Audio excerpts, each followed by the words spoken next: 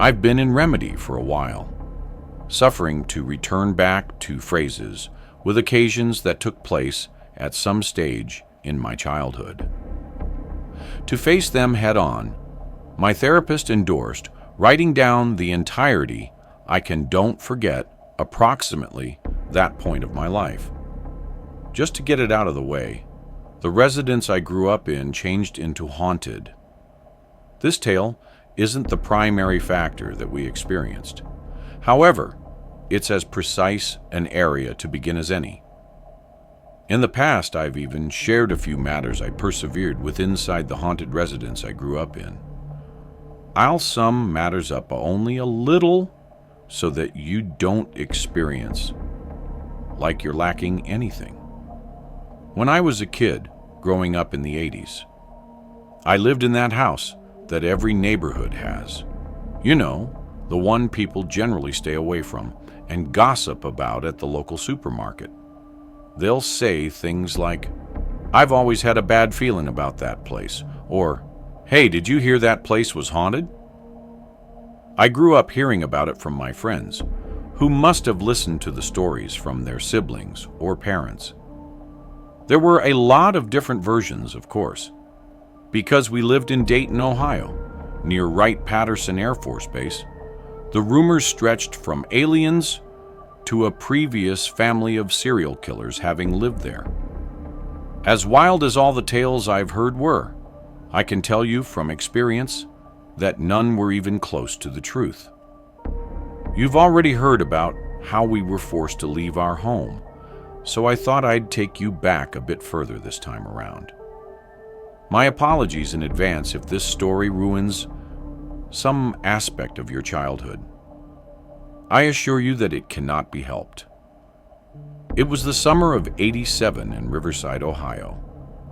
I was 5 years old, the youngest of the bunch. My brother was a year older, and my sister was 4 years my senior. Mom was a special effects artist in the independent horror film scene. As you can imagine, we had an interesting childhood. Horror was a way of life in our family. It still is to this day, despite all the stories I share, and the therapy that often accompanies them. Growing up that way gives a kid a thicker skin against the darkness that lurks around every corner during childhood. At least, for me, it did.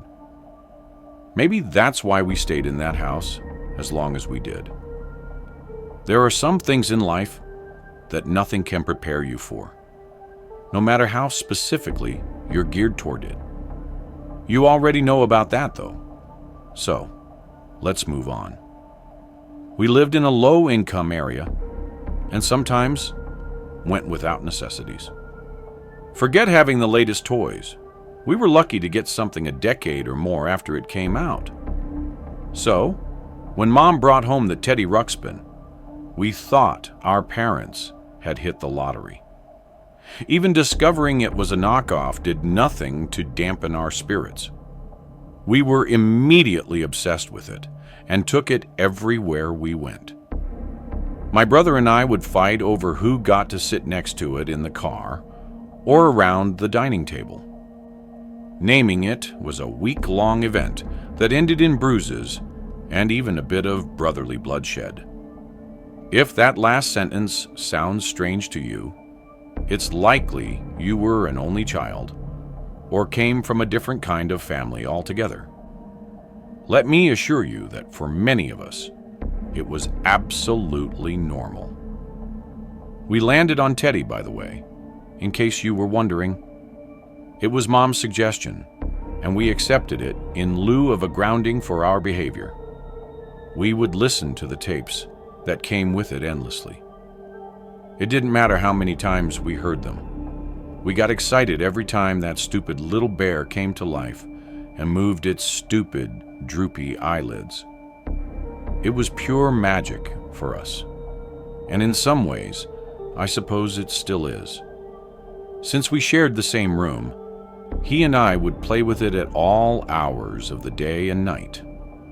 Mom wasn't fond of our play schedule, but As long as we hid it under the sheets with a flashlight at night and kept the volume low, she was none the wiser.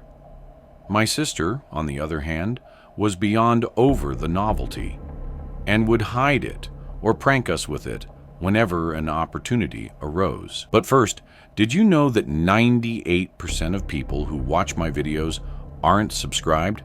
That means you. And yes, I am speaking specifically to you. Probably Arnett. So now would be a great time to leave a like on the video and subscribe. Anyhow, another component you ought to recognize, approximately my own circle of relatives, is that we had been all large pranksters. We stored song of the finest pranks and who pulled them off in a bit EE book that Mom stored in her stitching basket. Getting into the EEE book turned into a badge of honor. Our pranks were given a bit wild at instances and had, on 3 occasions, resulted in an emergency room ride, for, at the least, certainly considered one among us. With that during mind, something else vital came about in '87. A little EE book known as Scary Stories to Tell, with Inside the Dark, had simply made its manner to cassette tape format. Being the younger explorers of the literary panorama we had been, the threat to pay attention. The memories come to lifestyles turned into not anything quick of a dream come true. It turned into my sister, who placed the prank of all pranks into motion. One evening, when everyone else was busy eating dinner, she snuck into our room and replaced the cassette tape in Teddy's chest with the one mentioned above. It was genius in its simplicity and intended impact. Thinking back on it now, I'm kind of jealous that I hadn't thought of it first. Later that night, when my brother and I snuck into the top bunk together, armed with our flashlights in the middle of the night, we were none the wiser. We went about our usual routine of getting settled and reached for Teddy. We would not be denied our nightly admiration of such a technological marvel. By the time we realized that Teddy wasn't telling us the story about the time he and his friends got lost in Bogley Woods, it was too late. Horrified, we listened to the scarring melody of the hearse song. We learned about witches and voodoo, urban legends about babysitters and hooks, and games involving the brains of dead men. We lay there, frozen and afraid, Teddy's eyes never leaving ours. It wasn't until the tape ended that we found our breaths again, dove off the top bunk, and into the sideways mounted one below. We screamed our heads off until Mom flung open the door, half asleep, and hit our light switch. That prank went down in the book the next morning by general consensus. Despite our disposition toward horror, our love of Teddy cooled a little after that. We still played with it, though a little less often with each passing day. Eventually, it earned itself a spot in our personal no man's land, the closet, where all our forgotten and broken toys ended up eventually. A few months passed without so much as a word from either of us about our poor Teddy. Mom had stopped asking about him. Our sister had stopped moving him around and pranking us.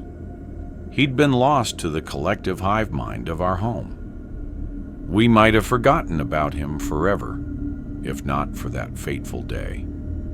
One afternoon, we were playing a board game in our bedroom. The game itself wasn't important, as we tended to mix pieces from different games and make up our own versions to the constant irritation of our parents.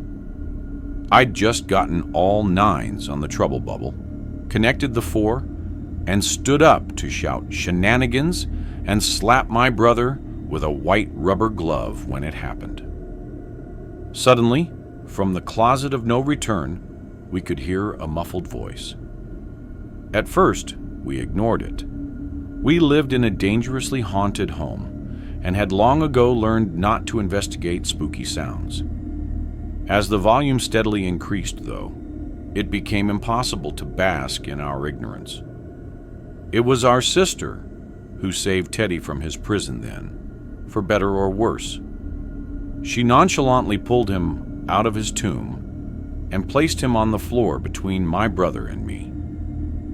It had stopped speaking in transit for some reason, which I thought was strange at the time. Eventually, it blinked its droopy eyelids 3 times and told us a story.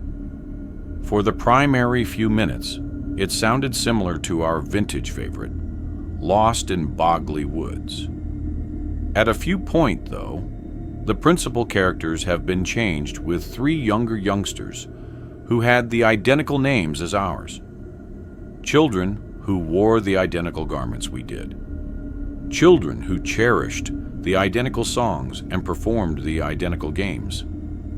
We forgot, at first, that no such tale existed on any of his tapes. We forgot that his batteries ought to have lengthy been dead. We forgot the fear we'd skilled at some point of our sister's grand prank. At a few point, the tale changed. The tone have become regularly darker, and the descriptions have been downright gory.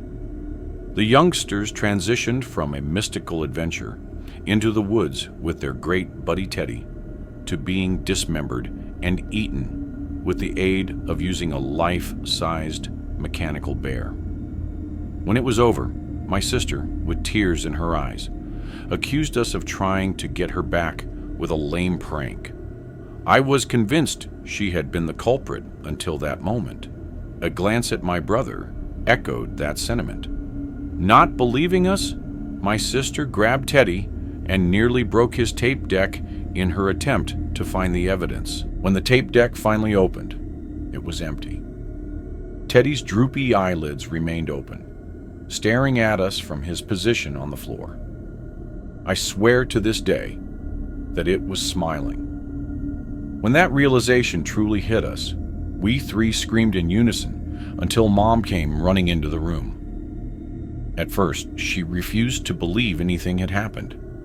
She said we must have been imagining things because she had taken the batteries out to use for something else the day before. Just as she opened the battery casing and showed us it was empty, Teddy's eyes twitched and he uttered a single word. Ouch! Startled, my mom dropped Teddy on the floor. I remember it saying her actual name out loud. He noted that Patty was naughty and needs to be punished, in a strangely pleasant voice. It was the kind of voice that triggered both terror and comfort simultaneously. Pleasing tones with devastating connotations. This time, even Mom screamed. Regaining her wits, Mom grabbed Teddy by the foot and ran outside, with us in tow. She struggled to stuff its furry mechanical body into a trash can, as its arms appeared to reach out to grab the rim. She screamed for us to help, begging us to push it down with her and find the garbage can lid. The ordeal took a few minutes, but we eventually managed to cram it into its new metal tomb and tie the lid down with a couple of bungee cords from Dad's garage. The racket it made inside was awful. It threatened to render our flesh and devour us once it escaped. It slammed its furry fists and dented the can from the inside out, ordering us to keep the pinnacle down simply in case. She took some other brief journey to Dad's garage.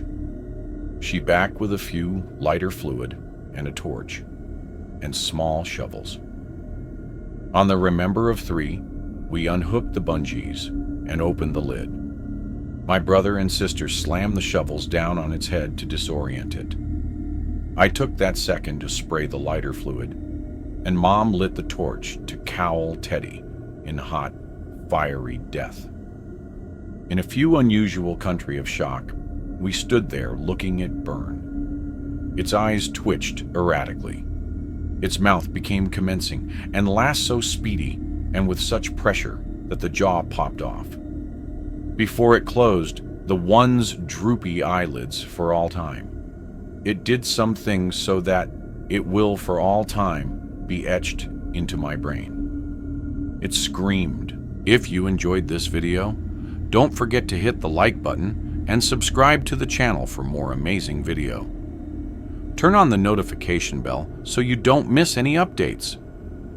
All right, that's it for today. Take care, and I'll see you in the next one.